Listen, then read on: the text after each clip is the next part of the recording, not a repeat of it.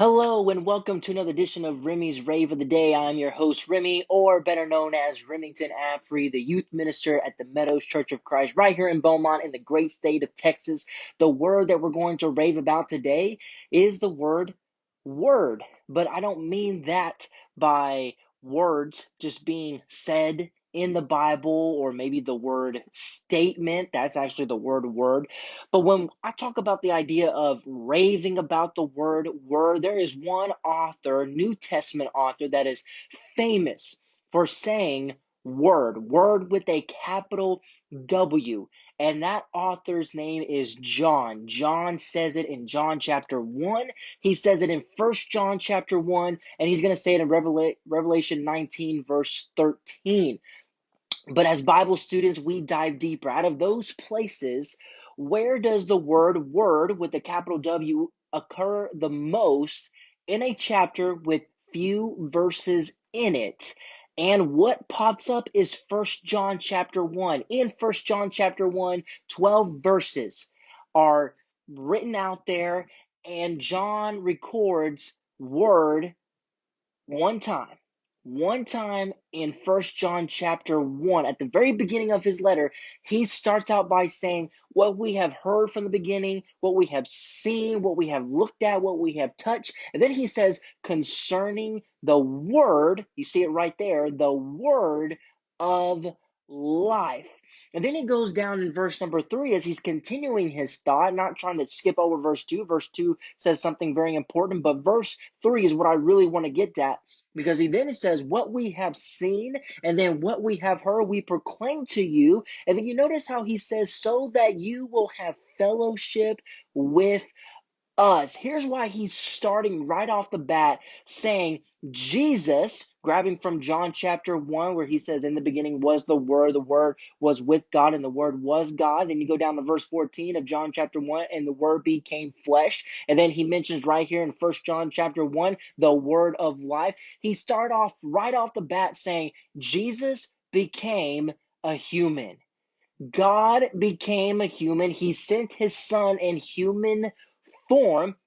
The reason why John starts out that way in First John is because if you were to go over to chapter 2, it's because there's some people in this particular time of the letter, there are people who are deceiving the Christians, just simply saying that Jesus is not God. Jesus did not come in human form. Jesus was never a human. And so John starts out by saying, look, we're eyewitnesses of him. We have seen him. We have heard from him. We looked at him. We physically touched him. The word of life, he became flesh. And what we have seen from that and what we have heard from the word of life, listen, we're proclaiming this to you. He says in verse 3, so that you can have fellowship with us, so that you can share with us, so that you can have this partnership with us the apostles, us, you could probably even say Jesus's prophets, so that you can have a fellowship with us. If you stay in John chapter 1, First John chapter 1, John is going to say something very similar as far as this idea of having fellowship with one another. If you look in First John chapter 1 and verse 7, he's going to mention the fact about, if you walk in the light as he himself is in the light, we will have fellowship with one another. Did you catch that? He says in verse 7, you walk in the light, and the more that you keep doing that, you have fellowship with one another. He said that same idea back in verse 3.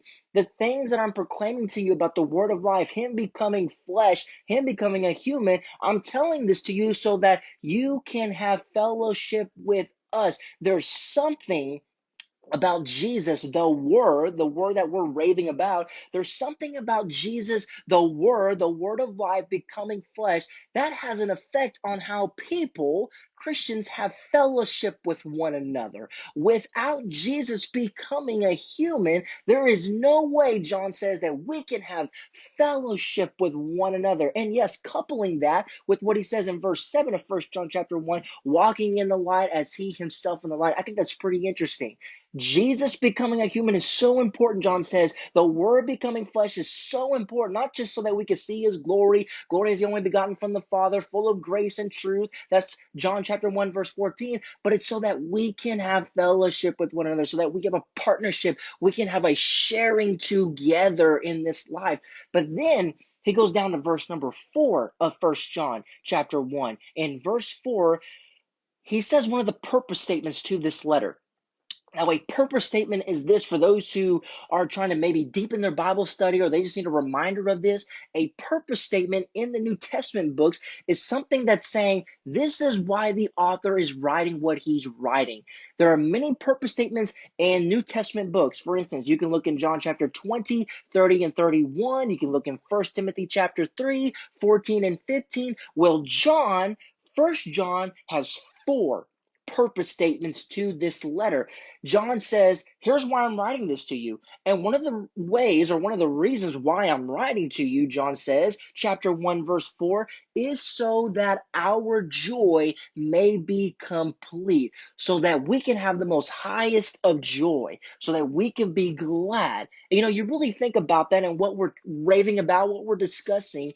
Again, right off the bat, John says, what we have seen, what we have heard, what we have looked at, what we have touched, Jesus became a human. And because of that, we can have fellowship with one another. I'm writing that to you so that you can have the most highest of joy, so that our joy can be made full, so that it can be made complete. So then when you have people trying to be deceivers, trying to say Jesus did not come in the flesh, obviously there's no joy in that.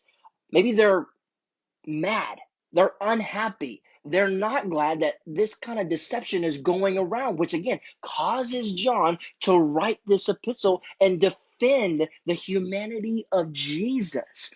And it's also, I think, pretty interesting how in John chapter 1 or 1 John chapter 1, verse 4, he says, our joy may be complete. That's not the first time John has said something like that. Again, it's not the first time John has said something like that. I want you to notice this connection. I'm not trying to turn this little lesson into a sermon, but I want you to understand and notice again the connection that John has said this before, this idea about joy being made complete, this joy being made full. But in order for you to see this connection, you need to go to the Gospel of John. So if you were to flip in your Bibles to John chapter 3, in John chapter 3, and then you look in verse number 29, after he makes an illustration about the bride and the bridegroom, he says in John chapter 3, verse 29, he says, so this joy of mine has been made full. That's the same thought in 1 John chapter 1, verse 4, so that our joy may be complete. You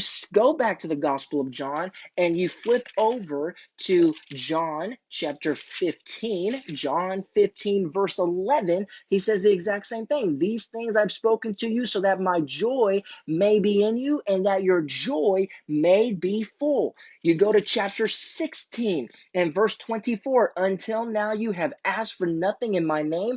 Ask and you will receive so that your joy may be full. And then you go to chapter 17 and verse 13, Jesus' prayer, 17:13. But now I come to you, and these things I speak in the world, so that they may have my joy made full in themselves. He keeps talking about this joy being made complete, or this joy being filled. And what we're talking about, in light of what we're talking about, John, as if is saying, I'm not happy. It's hard to have joy. It's hard to be glad because there's people going around deceiving. The idea of Jesus never became a human, but he writes these things so that the apostles, can have joy, can be glad, and so that these Christians can rest assured and that they can have the most highest of joy, knowing the fact that Jesus became a human. Because again, as we just said, if Jesus never became a human, he never took on human form, then how can we have fellowship with one another? Which is exactly what John says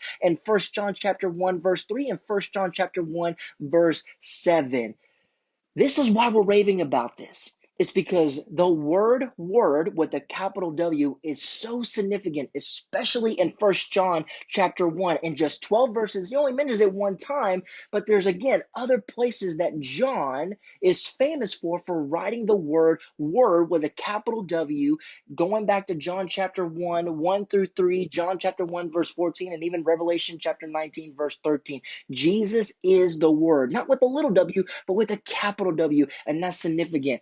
He is God. He was with God in the beginning, and he came to this earth, took on human form, and we saw him full of grace and truth. And because he took on human form, guess what? Now we can have fellowship with one another. And because we can have fellowship with one another, we can be joyful about it. Maybe that's the joy we can say. That joy, being glad, is in the form of having fellowship with one another. And again, the only way we can have fellowship with one another, because that's only possible, is because Jesus took on human form. And again, coupled that with walking in the light as he himself is in the light in order to have fellowship with one another. Didn't mean to turn this into a sermon, but it's amazing how the Bible beautifully connects every thought within itself. This is why the purpose of this video is going on. It's to show, number one, Christians, is to edify you, edify your relationship with God, edify your Bible study. But for non-Christians, maybe you're exploring, maybe I want a relationship with Jesus. Maybe the Bible is something cool to look at and maybe you read. It is cool. It is thought-provoking. It is exciting. It's something to rave about. And today we raved about the word. It applies to Jesus. And there is very significant reasons why it does apply to Jesus. And we have to be able to figure out, somebody has to be able to figure out, unlock these hidden gems. It's hidden because it's always been there, but there just needs somebody to shine a light upon these things. And there needs to be somebody to share it and unlock it. And I guess that's what we're doing here. Again, this has been another edition of Remy's Rave of the Day, raving about the word with a capital W. Please continue to share and like our page, as well as sharing and liking our content. We really appreciate it. We love you for that. We want to see you in person. We want you to come to worship services with us. Meadows Church of Christ right here in Beaumont in the great state of Texas, 9195 Dishman Road, 9195 Dishman Road. We have worship Sunday mornings, 9:30 a.m., Bible class, 11 a.m. on Sunday mornings. We meet back on Sunday evening at 5 p.m. We also meet in the middle of the week, 6:30 p.m. Again, we love to see you. You will be our honored guest. We love to love on you and care for you and hug on you. Again, another edition of Remy's Rave of the Day. Please looking for more content. We're going to do our best to get more content out there. We're going to have some video series, some video lessons on how to become a Christian. What does it mean to obey the gospel of Christ? And so be looking for that, be liking that, be sharing that, as well as our page. Again, this has been another edition of Remy's Rave of the Day, raving about the word. We'll see you later. Have a great rest of your week. Have a great rest of the day. Stay safe out there on this rainy day. And again, Godspeed.